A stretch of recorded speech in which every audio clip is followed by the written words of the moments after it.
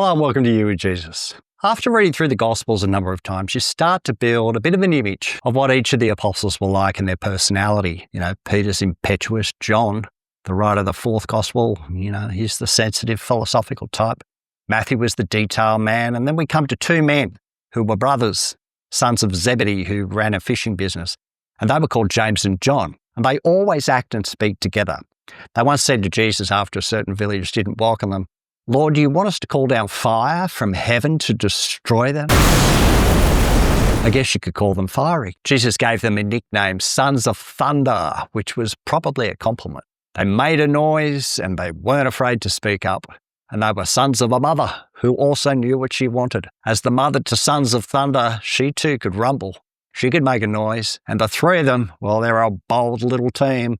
And together they came to Jesus with an outrageous request. Let's read it. Then the mother of Zebedee's sons came to Jesus with her sons and kneeling down asked a favour of him. "What is it you want?" he asked. She said, "Grant that one of these two sons of mine may sit at your right and the other at your left in your kingdom." "You don't know what you are asking," Jesus said to them.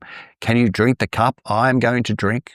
"We can," they answered. Jesus said to them, "You will indeed drink from my cup, but to sit at my right or left is not for me to grant. These places belong to those for whom they have been prepared by my Father." When the 10 heard about this, they were indignant with the two brothers.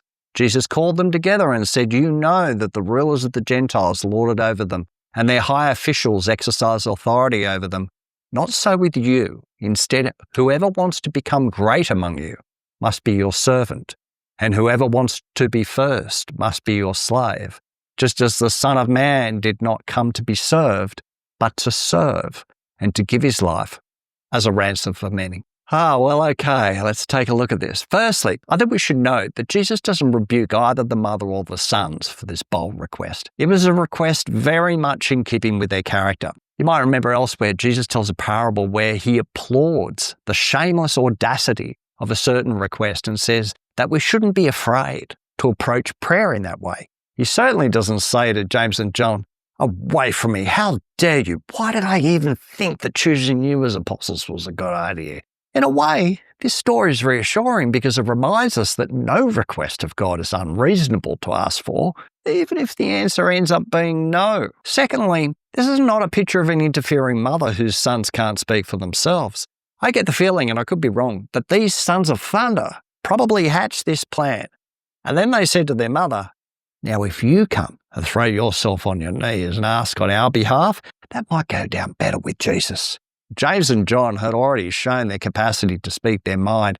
There's no way they're whimpering in the background in this story. "Oh, Mum, so embarrassing." Thirdly, we should notice the significance of what they're asking. Nothing less than being seated in the place of highest honour in Christ's kingdom, with equal power, authority and status as him. They aren't asking to be in the front row. They're asking to be seated alongside the king, with everybody bowing down to them and honouring them. Now again, we should give credit where credit's due here. At least they understood enough about Jesus to know that he was worthy to sit on a throne, that he was king in the kingdom of heaven. So points for that, I reckon. Not everyone near Jesus understood that. Jesus then suggests that they don't know what they're asking for and says, "Can you drink the cup I'm going to drink?" Now, Jesus uses this same drinking from the cup language elsewhere to describe the suffering that he would endure in the context of his death. It was to be the cup of suffering. And because he was obedient to death, because he would drink from this cup, he would be exalted and would sit at the right hand of God. And you can read more about that in Paul's letter to the Philippians and also in the letter to the Hebrews. So the path to glory, as it were, would involve suffering and death. So in effect, I hear Jesus saying here, well, sitting alongside me on my heavenly throne might sound all very nice, but are you willing to experience what I will be experiencing in order to enjoy that glory? Can you drink the cup? And they, not the mother by the way, respond together, always together. Yes, we can. Now they're negotiating pretty heavily here.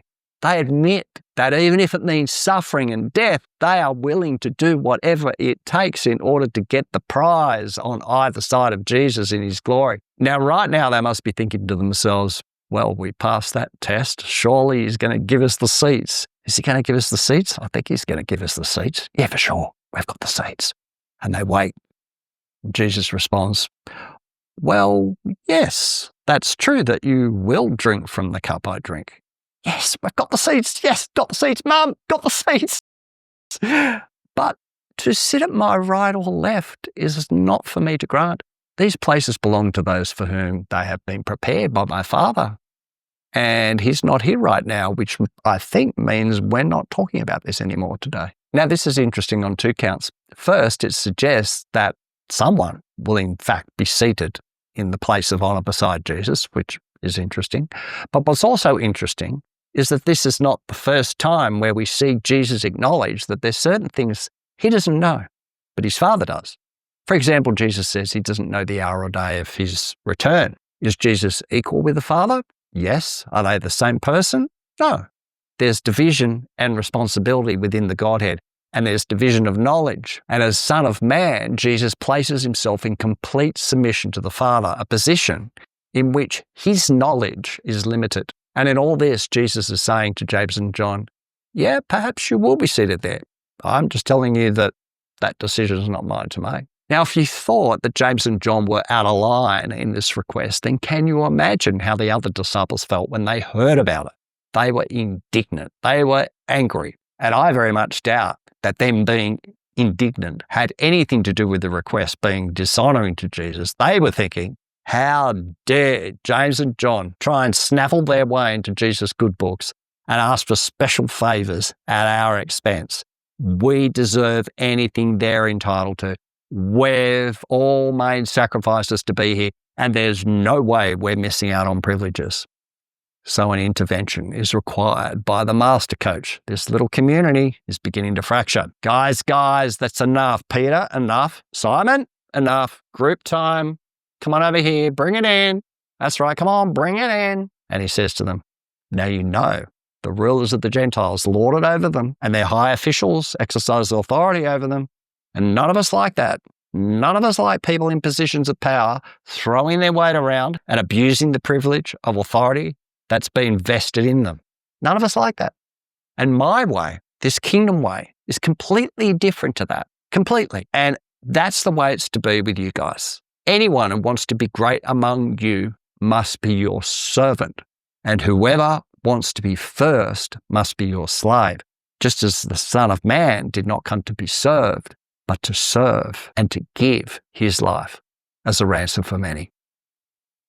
Ooh, mic drop moment. The greater way is service to others, making yourself humble, going out of your way to see others succeed and do well, rather than feathering your own ambition.